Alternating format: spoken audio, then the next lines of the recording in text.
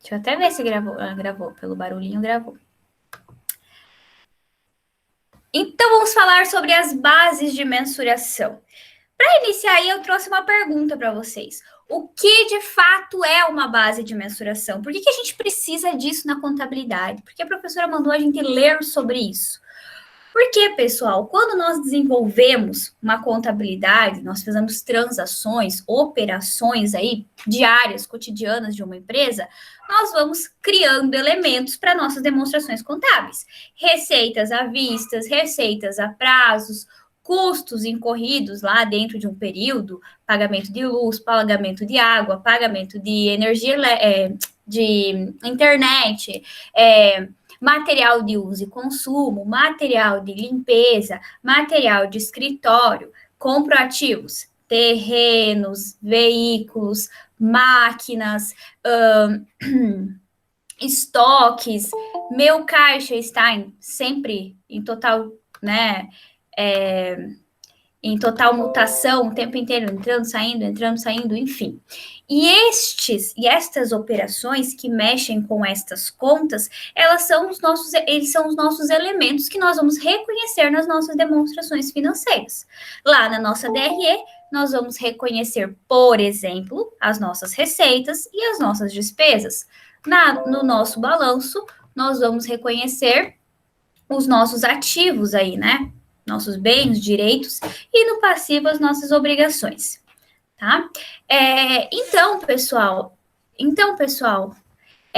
o que eu quero falar para vocês? Que estes elementos, eles precisam ser mensurados, eles têm uma base de mensuração que... Só um pouquinho, fala. Posso ir fritando essa bonita? Já tá pronto? Não.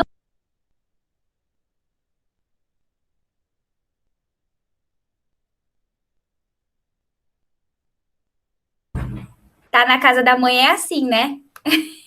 Desculpa, galerinha. Ai, ai. A gente tenta ignorar, mas não adianta. Vamos lá. Então, estes elementos que nós vamos colocar, que vão compor as nossas demonstrações financeiras, eles precisam ser mensurados ao longo do período. Existem bases de mensuração que vão mensurar apenas os nossos elementos que compõem o nosso balanço patrimonial, nossos ativos e os nossos passivos. Existem outras bases de mensuração, por exemplo, que vão compor, que vão nos ajudar a mensurar as nossas receitas, as nossas despesas. Tá? Então, estas bases de mensuração, elas são importantes para que a gente consiga fazer uma análise histórica dos dados, né, dos valores monetários dos nossos bens, que estão nas nossas demonstrações financeiras, elas são importantes para que a gente consiga atualizar valores, para que a gente não fique com as nossas demonstrações contábeis apenas com o custo de aquisição ou apenas com o valor que eu adquiri de uma obrigação a pagar lá no ano passado ou lá depois de 5 anos, ou no mês passado mesmo. Então, para que a gente entenda a dinâmica que está acontecendo nos nossos elementos que estão na nossa contabilidade e, por consequente, nas nossas demonstrações financeiras. Então, essas bases de mensurações que vocês viram, valor justo, custo corrente, custo histórico, entre outros, valor em uso, valor de comprimento, isso tudo são bases de mensuração que a gente utiliza, mesmo que às vezes intrinsecamente, tá? Tipo, nós nem percebemos que nós utilizamos ela no nosso dia a dia para atualizar valores, para conseguir fazer uma análise de quanto foi o aumento ou caiu o preço, por exemplo, das nossas vendas, tá? Dos nossos custos, né? Das nossas matérias-primas, por exemplo. Tá? Então, isso tudo, ele traz essa mensuração, ele traz com que a gente consiga trabalhar os nossos valores, que inicialmente, a nossa demonstração como um todo, eles são quantificados de forma monetária. Porém, o valor da moeda, ele está o tempo todo... deixa eu manter aqui e aceitar mais alguém que está entrando. Eles estão o tempo inteiro se modificando, estão o tempo inteiro sendo alterados. Então, por isso que essas bases de mensuração existem, tá? Então, a gente vai iniciar falando sobre uma primeira base de mensuração, que é a mais comum que nós temos. Porém, eu sempre falo que ela é a mais importante, que ela nos permite que nós façamos até uma análise horizontal daqueles investimentos que nós fizemos há um período atrás, para o que nós estamos fazendo hoje, né? Para a gente analisar o quanto houve de ganho em determinados ativos, o quanto houve de perda em determinados ativos, o quanto a gente está pagando a mais de juros em determinados passivos, obrigações que nós adquirimos, tá? Que é o nosso custo histórico, tá? Então, o nosso custo histórico, pessoal, nada mais é do que o valor que nós pagamos na aquisição de um bem.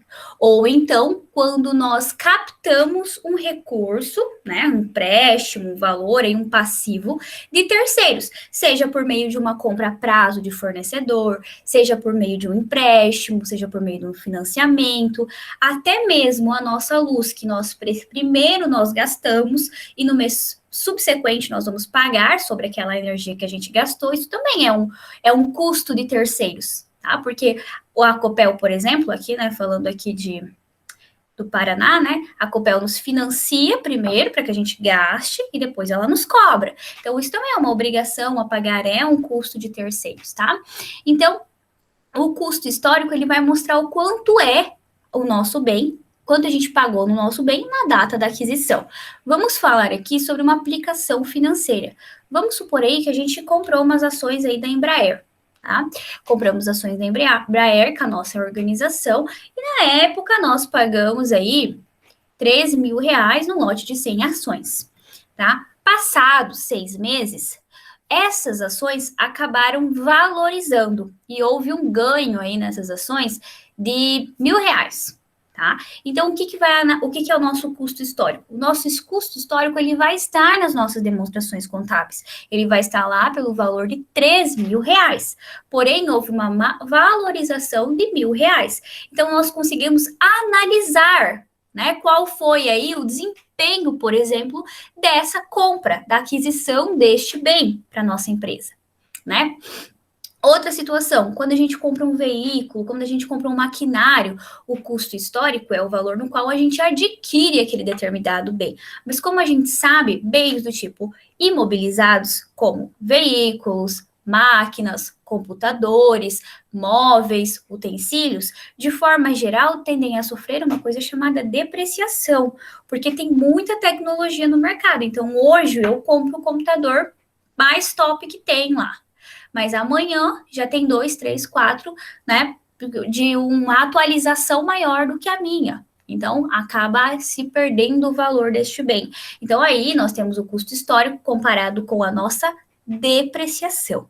Isso no nosso ativo, falando aí, nas nossas contas patrimoniais, falando dos nossos bens que estão no balanço, né, no balanço. Porque o custo histórico, ele é apresentado apenas para contas patrimoniais, tá?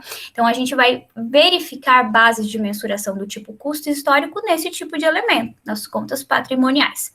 Também temos os custos históricos que são aplicados aos passivos. Por exemplo, quando eu comprei, adquiri um determinado bem a prazo, este bem era 5 mil. Passado o tempo, eu fui quitando este bem, tá? Fui pagando esse bem. Mas, ao final de todo o pagamento do bem, eu paguei 6 mil. O custo histórico vai servir para quê? Para nos mostrar que quando eu adquiri o bem, como eu adquiri a prazo, eu paguei 5 mil. Como eu adquiri ele a prazo em várias parcelas, pode ser que houve aplicação de juros. Então, eu acabei pagando R$ 1.000 a mais. Tá? É nesse sentido aí que o custo histórico se aplica, por exemplo, aos nossos passivos. Tá? Então, o custo histórico nada mais é do que o custo de aquisição, seja de uma obrigação, seja de um bem. E ele vai nos dar base para nós analisarmos o desempenho daquela compra que eu fiz, seja do meu estoque, seja dos meus ativos imobilizados, seja aplicações financeiras, seja até da meu caixa. Né? Quando entrou, vamos dizer lá que eu não aplico o meu dinheiro né? Eu deixo meu dinheiro em caixa e eu recebo muitos valores e estes valores ficam bastante em caixa. Então, vamos supor lá que no final do ano de 2020 eu tinha o valor de 100 mil reais no meu caixa, tá? Lá no caixa da minha empresa.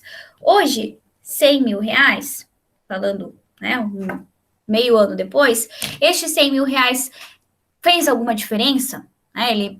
Ele acabou perdendo o valor? De alguma forma, sim. Se eu deixar ele no meu caixa apenas, não aplicar, se eu sei que esse dinheiro vai ficar ali o tempo inteiro, né? Ele não tem, é, ele não tem muita aplicabilidade para outras coisas, porque ele fica o tempo inteiro entrando, saindo, mas se mantém ali sempre em torno de 100 mil no meu caixa. Se eu não aplicar esse dinheiro, se eu não buscar fazer investimento com esse dinheiro, o custo histórico desses 100 mil, ao passar do tempo, ele vai acabar caindo, porque as coisas estão aumentando de valor. Então, o correto é eu fazer o quê? A Selic está aumentando, pode, né? Às vezes está aumentando, às vezes está caindo. Então, o correto é eu fazer o quê? Fazer aplicação com esse dinheiro, uma aplicação na qual eu consigo fazer resgates sem pagar muitos custos pelo resgate, mas para que esse dinheiro continue a sua valorização. Então, é neste sentido que nós precisamos analisar o custo histórico. É nesse sentido que ele é importante para as demonstrações financeiras, tá? Para entender especialmente o desempenho dos bens ou dos passivos que eu adquiri no percurso aí da minha empresa, né? No percurso, nos períodos aí da minha organização. Ficou claro isso aqui para vocês, pessoal? Ficou, prof. Então, beleza. Valor atual. Então, vamos lá. Como a gente falou do custo histórico, o custo histórico e o valor atual, eles estão diretamente ligados. Até ia falar para vocês que o nosso último slide é custo corrente, que ele também está muito ligado a custo histórico e valor atual. Mas depois, lá no final, a gente retoma falando um pouquinho sobre o custo corrente, tá? Então, vamos lá. O valor atual nada mais é do que o valor monetário dos meus ativos na data presente, atualmente, no dia de hoje, tá? Então, aqui eu trouxe, né, basicamente aquilo que o CPC fala. Ele fala o seguinte: as mensurações ao valor atual fornecem informações monetárias sobre ativos, passivos, também sobre receitas e despesas. Então, olhem aqui. Antes a gente viu que o custo histórico, ele é um tipo de mensuração, ele é uma base de mensuração aplicada a quais tipos de contas? Contas patrimoniais, ativos e passivos, tá? Contas do ativos e contas do passivo. Ele não é aplicado, por exemplo, em receita. Porém, a base de mensuração valor atual é aplicada a receitas, é aplicada a despesas, é aplicada a ativos e é aplicada a passivos, tá? Quando a gente traz esse tipo de mensuração aplicada a ativos e passivos... Oi? Por que o custo histórico não é aplicado a, tipo, receita, por exemplo? Porque a receita, por exemplo, ela não é alguma coisa que a gente deixa no nosso balanço e que fica ali estático. É uma coisa que ocorre, é incorrido dentro do período. Já os custos históricos dos nossos balanços são de ativos que a gente compra e fica na nossa empresa por um determinado tempo até que aquele ativo vai se liquidar, até que ele vai começar a se desenvolver. Já as receitas, por exemplo, elas são operações que acontecem com os nossos ativos. Então, eu comprei, por exemplo, lá o meu custo, né, o meu estoque, desculpa. Eu paguei um valor X pelo meu estoque. Esse é o meu custo histórico. Porém, pode ser que esse estoque, ele tenha um ganho, que a gente chama de custo corrente, que é, por exemplo, no dia que eu comprei, vamos supor lá que eu comprei no início de 2021, agora o meu estoque, e paguei lá pela unidade do minha, vamos falar aí alguma coisa. Ah, já sei, as minhas Pringles, comprei Pringles, né? Paguei lá a unidade R$3 no início do ano. Esse foi o meu custo de aquisição, tá? Meu custo histórico. Ao passar do tempo, o valor deste meu bem, ele pode ir aumentando. Vamos supor aqui que ele aumentou, tá? Então, hoje em dia, o valor desse meu bem, para eu comprar, ele custa R$3,75, por exemplo. Então, no ativo, o bem fica por um tempo. Já na receita, é o valor que a pessoa paga, é o valor atual, quanto vale aquele bem atualmente. Então, não fica ali para a gente fazer uma comparação, tá? Então, não tem assim um custo de aquisição da receita, entendeu? Entendi. O custo atual é para a gente fazer um reflexo sobre o desempenho dos nossos ativos e dos nossos passivos ao longo. Mas eu vou explicar aqui o que é o valor atual, como ele é aplicado, por exemplo, às despesas e às receitas. Mas vocês conseguiram entender por que custo histórico não é aplicado às receitas? Porque eu não deixo, ela faz uma transação, né? O que vai mudar? O que o custo histórico ele vai ser aplicado no estoque, na mão de obra, né? Mas assim, o valor da receita em si, ele não vai ter um custo histórico, porque ele é uma transação advinda daqueles ativos, daqueles elementos que eu tenho no meu ativo e, por consequência, às vezes foram pagos com financiamentos que estiveram no meu passivo em algum momento. Beleza? Deu para entender isso aí, pessoal?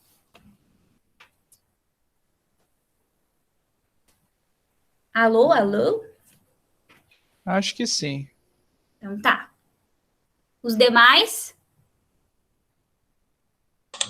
Sim, prof. Então tá. Então vamos lá. Aí, então, aqui, valor atual, ele é aplicado tanto a passivos, como ativos, como despesas e receitas, tá? Aí, o que é o valor atual? O valor atual, ele é diferente, por exemplo, do nosso custo histórico, tá? Porque o que vai ser feito aqui? Qual é a diferença?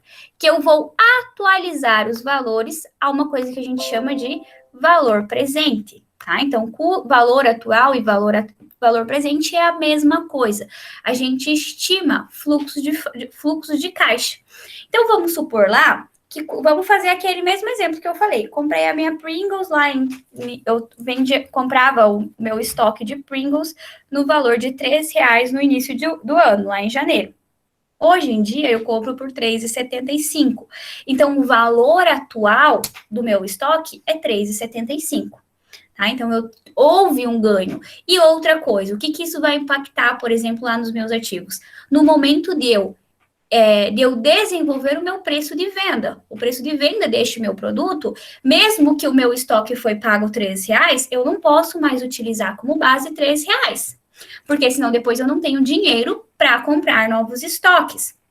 Então, o valor atual, ele vem para atualizar estes valores. Isso acontece também no passivo. Quando eu adquiri, por exemplo, o meu aluguel, vamos falar aí que eu fiz um contrato de aluguel há um ano atrás e eu pagava R$800. Hoje em dia, houve um aumento aí no... Como que é aquela taxa agora do aluguel, gente? INP, alguma coisa? INPC. INPC. Né? Houve um aumento aí de 38% no INPC, vamos dizer. E aí, o que aconteceu? Eu tenho uma atualização no meu valor do meu passivo, tá? Esse valor do meu passivo passou a ser, vamos dizer lá, R$1.100.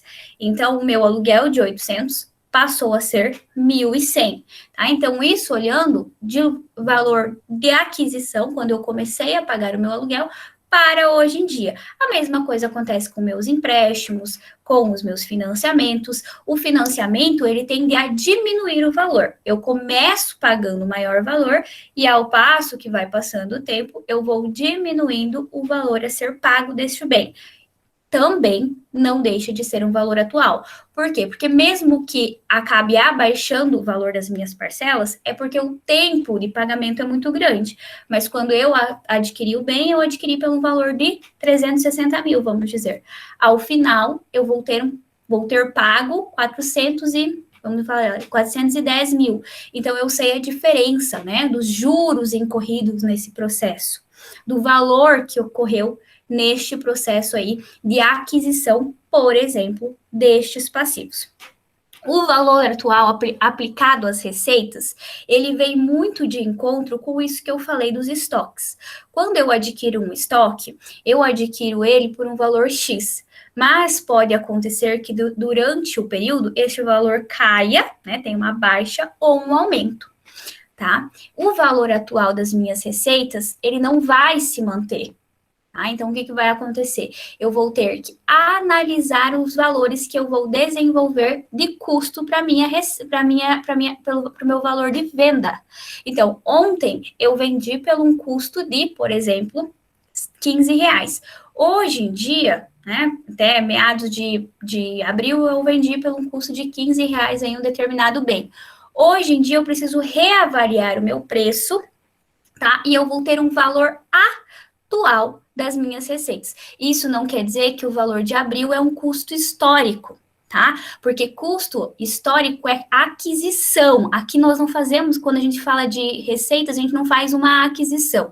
A gente faz uma transição, uma operação de venda, tá? Então, não é a mesma coisa. Porém, muda-se o valor da venda. Hoje em dia, por exemplo, a gente vê aí, quando nós vamos nos mercados, esses dias eu comprava um óleo por R$ 7, hoje eu tô pagando 12. Tá? Um óleo lá de girassol, por exemplo, vou lá, comprava por 7. Hoje eu pago 12. Então, são as variações do meu valor atual. Por isso que ele é aplicado a receitas e também às despesas. No mesmo sentido, a gente pode entender isso nas receitas. No valor da nossa internet, no valor da nossa luz, no valor da nossa água, no valor do custo dos nossos materiais de uso e consumo, no valor do custo aí das nossos materiais de escritório, enfim, manutenção de máquinas, manutenções de equipamentos que nós utilizamos no nosso dia a dia. O valor atual é a diferença daquilo que eu tinha antes para o que eu tenho que vender agora. São as estimativas de fluxo de caixa, tá? Tanto de entrada quanto de saída. Como que eu estimo o fluxo de caixa? Eu sei que houve um aumento no meu estoque. Com isso, eu não posso manter o mesmo custo. Eu não posso manter o mesmo valor de venda do meu bem. Eu preciso estimar um fluxo de caixa maior para aquele bem. Porque senão depois o valor que eu teria de lucro, vamos gerar os 30% que eu teria de lucro, vão ser destinados a comprar o meu material, minha matéria-prima hoje em dia. Porque houve um aumento desta matéria-prima. Tá? Então é nesse sentido que nós precisamos analisar, precisamos pensar esse valor atual aí nas nossas receitas, por exemplo, tá? Neste sentido. Aí aqui eu trouxe 2 exemplos para vocês. Um eu trouxe já para a gente fazer um gancho para nossa disciplina do semestre que vem. Vocês já vão entender, tá? Aqui, exemplo. Antes eu tinha uma conta a receber de 61 mil. Hoje em dia, por causa de juros, multas, inadimplências, essa contas a receber passou a ter uns juros de 5 mil. Então, o valor atual das minhas contas a receber é de 66 mil reais. Tá? Então, um exemplo aí de valor atual. Aí, aqui eu trouxe para vocês um exemplo de uma operação que acontece. A empresa A foi incorporada pela empresa B. Tá? Então, a empresa B comprou a empresa A, e a empresa A vai ter todos os seus bens, todos os seus passivos liquidados e passarão a ser parte da empresa B, tá? Então, eles vão se unir com os ativos, os passivos da empresa B, tá? Então, para desenvolver essa operação, eu preciso chamar um grupo de peritos para eles avaliar, para eles estimar fluxo de caixa futuros para aqueles bens que eu tenho na minha demonstração financeira. Então, eles vão avaliar meu estoque, eles vão iniciar minhas contas a receber, vão avaliar as minhas contas do passivo, tudo isso eles vão analisar para ver se houve aumento de obrigações a pagar, se houve diminuição de ativos, se houve aumento de ativos, e aí sim eu vou ter os meus bens aí do meu ativo e do meu passivo atualizado para que de fato seja feita essa incorporação. Tá? Então, o valor atual é trazer esses bens a valor atual hoje. Quanto eu posso vender o meu bem hoje? Quanto que vale o meu bem hoje? Quanto que eu posso vender os meus produtos hoje? Respeitando toda toda a dinâmica do mercado. O valor que eu estou pagando de serviço, o valor que eu estou pagando de luz, o valor que eu estou pagando de estoque. Eu posso manter o meu custo de venda? Não, eu preciso aumentar o valor da minha venda. Ah, então esse é o meu valor atual da minha venda. Ah, e as minhas despesas, houve um aumento? Houve um aumento. Então, eu preciso avaliar o valor aí das minhas despesas, o valor que eu estou incorrendo sobre as minhas despesas, que eu estou pagando sobre as minhas despesas. A mesma coisa nos meus valores aí de ativos e passivos. Então, é um valor que realmente é hoje em dia. E eu preciso analisar se eu devo ou não modificar situações como, por exemplo, a meu preço de venda na hora de comercializar os meus produtos ou, por exemplo, os meus serviços. Ah, aqui até falando aqui já me surgiu uma outra questão. Por exemplo, mais um exemplo aqui. O pessoal que presta serviço aí em casa, pessoal mexe aí com a parte de elétrica, hidráulica de casa, que precisa ficar se locomovendo de uma casa para outra. Será que eles podem manter o mesmo valor do serviço de 7 meses atrás? Não, Por que não? porque ele tem um custo por Ele trás tem? desse serviço. Exatamente, ele tem um custo. E um dos custos dele é a locomoção. Hoje em dia, o que aumentou muito nos custos de locomoção aí? Porque quem presta serviço que tem que ficar se movendo. Gasolina! Gasolina, exatamente. Então, houve um valor atualizado. Tem que atualizar as minhas despesas, por exemplo, com gasolina. Então, para isso, eu também vou utilizar lá nas minhas receitas, para o meu valor de mercado, meu valor de venda para o mercado. Então, é neste sentido, essa visão que a gente precisa ser neste contexto, na hora de aplicar essa base de mensuração, que é o valor atual. Beleza? Beleza.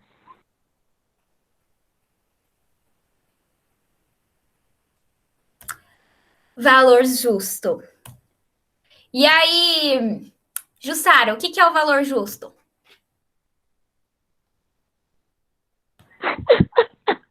Nossa, professora, você não tem coragem, né? Por que eu? Ah, porque você sabe, valor justo e valor em uso. O que é? Ah, eu sempre participo. Tô brincando, vamos lá. Ai, é porque a Jussara estudou impairment, que usa essas duas bases para calcular o impairment, o valor justo e valor em uso. Por isso que eu tô zoando ela aqui. Ela sabe. Valor justo. Vamos lá. O valor justo é o preço no qual um determinado bem, determinado passivo, né? O mercado está disposto a pagar ou adquirir, né, por aquele bem. Então, se eu estou vendendo determinado bem, vamos dizer lá que eu estou vendendo esse mouse no mercado e eu queira nele R$80. Tá? Eu quero vender o meu bem por R$80. Porém, o custo médio, quanto que o mercado, a sociedade está disposto a pagar por este bem, é R$30. Então, se eu ficar vendendo por 80, eu posso até ficar falando, eu vou vender por 80, eu vou vender por 80, eu vou vender por 80. Mas não é o valor justo, não é o valor pelo qual a sociedade, o mercado está disposto a pagar por esse ativo, por esse bem.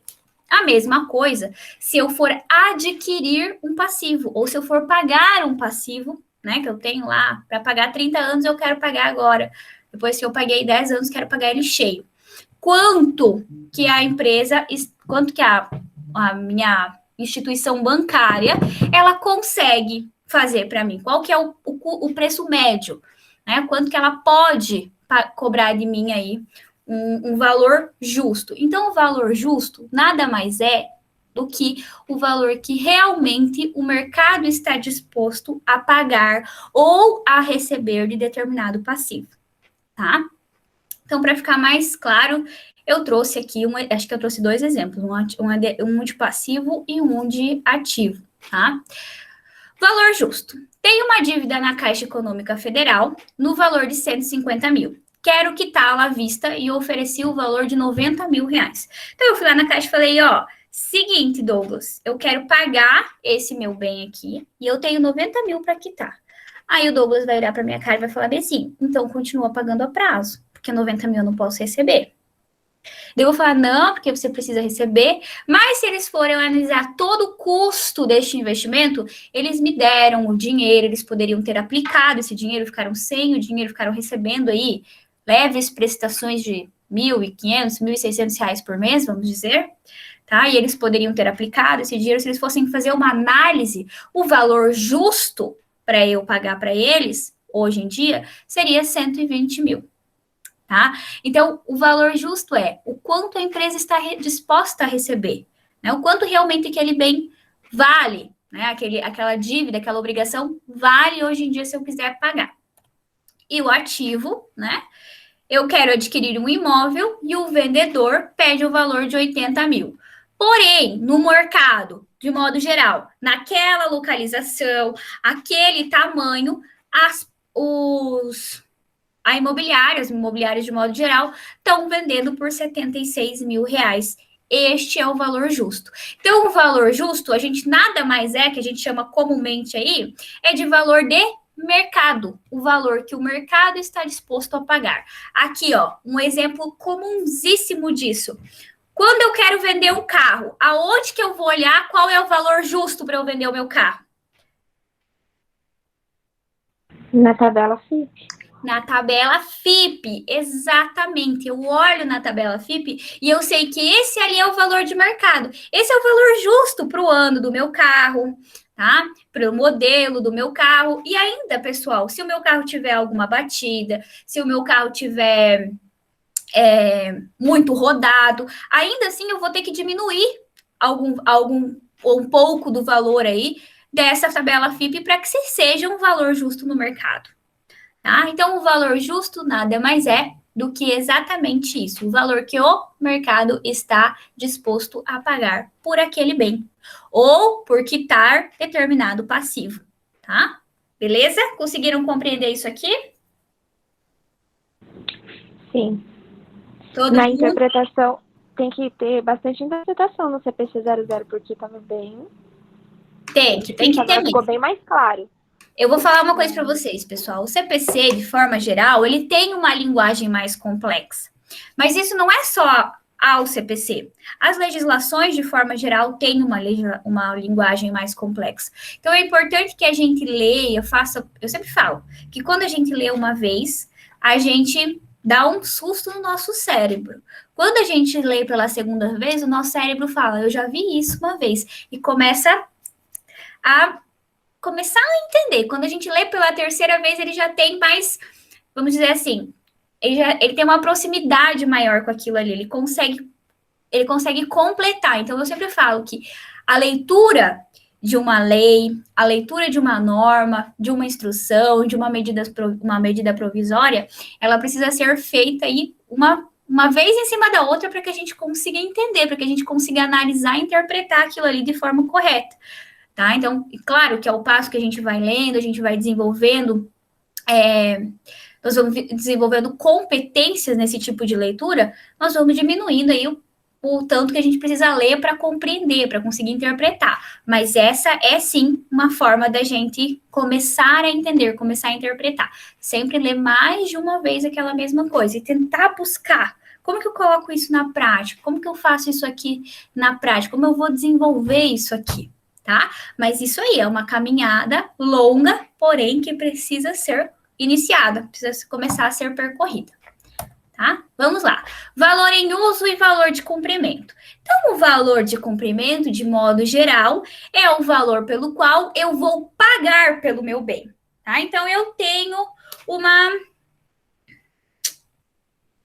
uma empresa de... Deixa eu pensar. Fabricação de bolsa, tá? Costura, bolsa, desenvolve bolsas aí, faz essas bolsas que as pessoas vendem? Ciências contábeis, direito. Então, vamos supor que é isso aí. Essas bolsas aí de faculdade, de universidade. De curso, desenvolve, tá? Então, vamos dizer que eu adquiri todo lá um maquinário para desenvolver para costurar essas bolsas, para fazer o corte, para fazer o bordado, tudo certinho, tá? Então, qual que é o meu valor de cumprimento? O valor de cumprimento é o valor de pagamento por essa aquisição deste maquinário. Mas não só isso. O valor de cumprimento, além de ser o valor de pagamento para cumprir com a minha obrigação, é também o valor que sai de caixa, toda a retirada do meu caixa, que para desenvolver, tá? Para fazer com que haja aí, como que eu vou dizer? Para que haja a continuação dessas máquinas na minha empresa. Então, para que seja feito aí a manutenção, para que essas máquinas, elas funcionem da forma correta. Então, vamos dizer que eu tenho que colocar uma correia, que eu precise, né, complementar este maquinário para que ele se desenvolva da melhor forma, para que ele consiga trazer aquilo que a minha empresa precisa. Então, isso também é custo de cumprimento. É o valor que eu preciso para colocar aquele bem em produção, né, para cumprir com a minha obrigação e aquele bem começar a se desenvolver dentro da minha empresa, tá? O valor em uso, então, é quanto aquele bem me rende para minha empresa, tá? Então, vamos pensar aqui. Eu tenho essa fábrica, tá? E essa fábrica que eu tenho aí são 7 máquinas, mais uma máquina que faz o corte e 3 ou 4 máquinas de bordado, tá? E isso eu consigo gerar por mês, no máximo, uma produção de 1.000 sacolas, 1.000 bolsas por mês. E vamos supor lá que cada bolsa custe R$30. 30 vezes 1.000 vai dar 30 mil? Né? Ué. Né? Então tá. Então, ó. Então, eu tenho 30 mil por mês de receita que eu consigo fazer para minha empresa. Então, esse aqui é o valor em uso da minha máquina. Eu, utilizando esse bem mensalmente, eu tenho de receita, eu consigo desenvolver, tá? Para regerar de receita, para gerar fluxo de caixa para minha empresa, 30 mil por mês. O meu valor em uso, ele pode ser estimado por mês, como comumente a gente estima por ano. Mas o meu valor de uso nada mais é de quanto esse bem rende para minha empresa, na minha empresa, eu utilizando ele. Aí o que eu sempre faço? Eu comparo o meu valor em uso com o meu valor justo. Tá? Eu geralmente comparo aí. Será que esse meu bem, ele vale mais para mim eu utilizando ele na minha empresa? Ele me rende mais receita, me rende mais fluxo de caixa futuro? Ou será que ele vale mais se eu fosse vender ele hoje em dia no mercado? Ele supriria mais a minha necessidade. Provavelmente, e o que é o mais correto, o valor em uso, ele tem que ser sempre maior, porque se eu fosse vender, por exemplo, as minhas máquinas todas juntas, por exemplo, eu ia vender elas aí por 40 mil. Porém, o valor em uso deste bem na minha empresa é 30 mil ao mês, tá? Então, o valor em uso é o fluxo de caixa, né? São os benefícios econômicos que este bem, né, que esse ativo, ele rende para a minha organização. Conseguiram entender isso aí? O que é o valor em uso e o valor de cumprimento? Sim, prof. Todo mundo? Vamos, gente, eu quero ouvir mais vozes. Só tem uma pessoa que está me ouvindo? Uhul, professora, sim. Ai, que bonito, assim que eu gosto. Quase a última aula, vocês não querem conversar? Pelo amor de Deus, galera.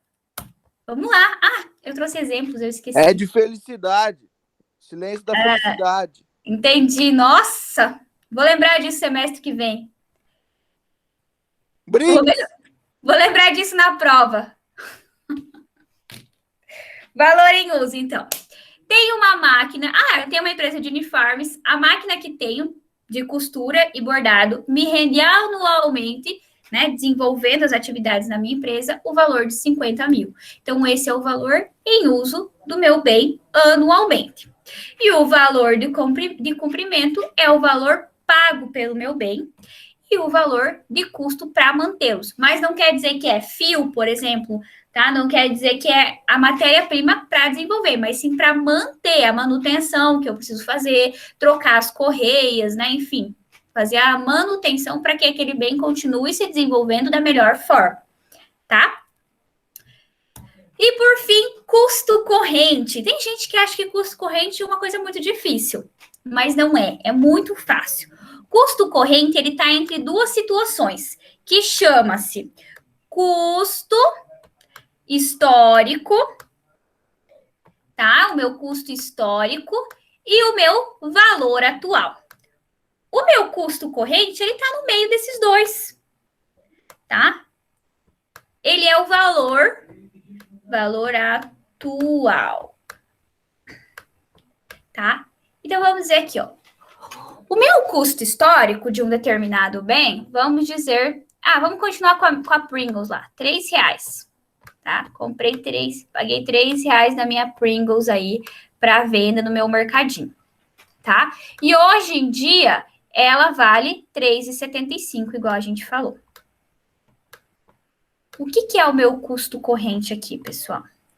Aqui eu tenho o meu valor, meu custo histórico, tá? O valor que eu comprei inicialmente, meu bem. Hoje em dia ele tem um valor atual de R$3,75. O custo histórico, gente, ele reflete a diferença entre o meu custo atual e o meu custo histórico e o meu custo atual na data da minha demonstração financeira. Então, em 31/12/2021.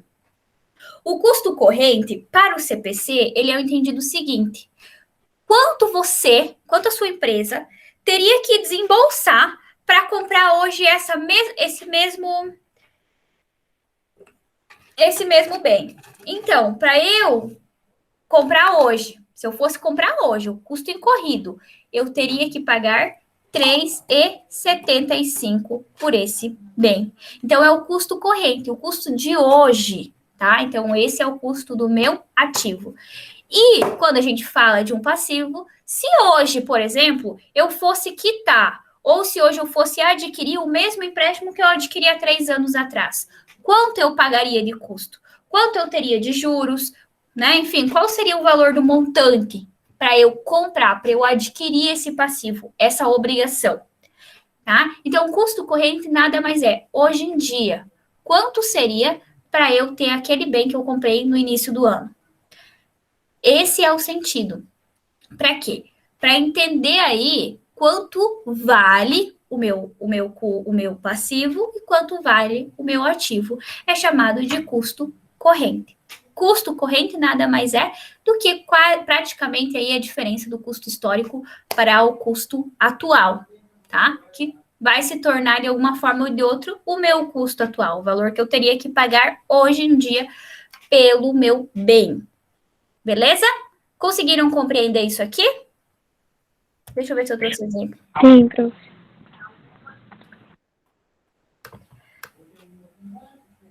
Eu trouxe aqui, ó. Que é exatamente o que eu falei. O custo de mercadorias da minha empresa na data de aquisição, então 3 mil, e o custo para adquirir a mercadoria na data da demonstração financeira, que é o meu valor atual, R$3,75. Então, este é o meu custo corrente. Se eu fosse adquirir minha mercadoria ou determinado passivo hoje, seria o valor atual daquele bem, é o mesmo que o meu custo corrente. Compreendido? Sim. Viu? Nem é tão difícil assim trazer essas bases de mensuração para a prática, né? Meu Deus. Gente, eu não postei esse exercício aqui ainda, porque o meu Office, ele tá, esse exercício, esse slide, o meu Office, ele tá, como é que fala? Não tá mais funcionando, tá desativado, e eu preciso colocar minha chave de ativação ali, daí eu já salvo e posto para vocês, tá? Então, 2 coisas. Eu vou postar esse material para vocês e vou desenvolver uma revisão, que vocês vão utilizar a aula de segunda-feira para desenvolver ela. Na terça a gente já vai corrigir, porque na quarta iniciam as provas. Alguma dúvida quanto a isso aí?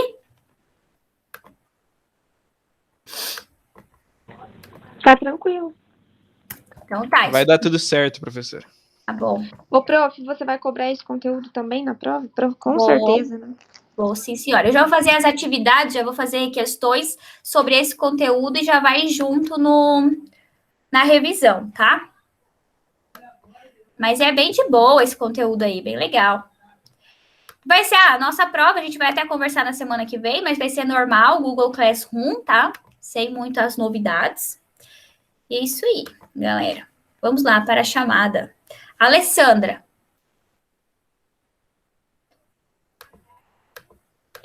Aline. Presente. Ana Carolina. Hi. Ana Cláudia. Presente. Ana Júlia. Presente. Ana Poleto. Anderson. Anderson tá aí? Vamos ver quem mais. André Felipe. Tô aqui. Bruna Larissa. Prof, o Anderson Presente. tá presente. Quem? O Anderson. Ele tá presente? Ele mandou no Acho chat. que ele respondeu pelo André Felipe. Ô, prof, eu tô aqui, Alessandra, tá? Oxe! Volta. Tá, então o André Felipe tá. E o Anderson Ribeiro não. É Os o dois contrário, eu acho. Não sei. O Anderson falou que tava. Olha, ele tá mandando no chat. E o André Felipe? Ah, deixa eu não sei. Bruna Larissa tá. Eu tô. Douglas tá. Eu tô também, hein? O Guilherme não está. Guilherme Rins mandou no chat. Ah, tá. Gustavo Pasquale. Isadora. Aqui. Jussara. Presente. Léo. Ah, Mayra. Presente. Milena. Aqui. Renan. Presente. Ricardo tá, mas não pode falar. Suelen. Chat. Wellington. Presente. Vinícius. Presente. Vitor. Presente. Acho que o Vitor me mandou um monte de mensagem aqui no WhatsApp, depois eu olho. Não é eu, não. Não é o Vitor Santos? O Não. Vitor Gustavo tá? Ah, tá. É O nosso outro Vitor é o Ribeiro. É outra faculdade, esquece. Então tá. Foi, então. Quinto período e agora terceiro período. Ô, prof, Oi. eu sou a Alessandra do quinto período. Eu não escutei você me chamando. Mas você já falou que você tava, não falou? Não, você tava eu acho que você tava lá na Bruna. Ah, não, mas eu já tirei. Tô. Ah, tá. ansiosa isso aí. Vai lá, então. Agora o pessoal do terceiro período. Guilherme. Frise. Gustavo André. Presente. João Pedro. Presente. Kathleen. Presente.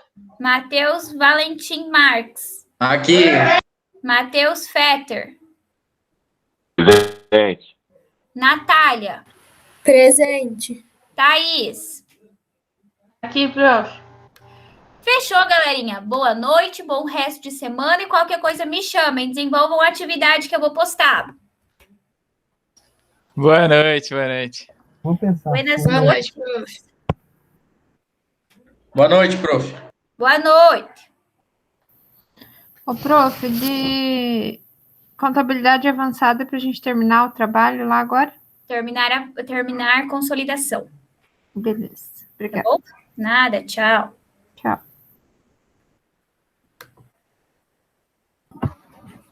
Ô, professora, Oi? você deu falta pra mim? Vixe, não lembro.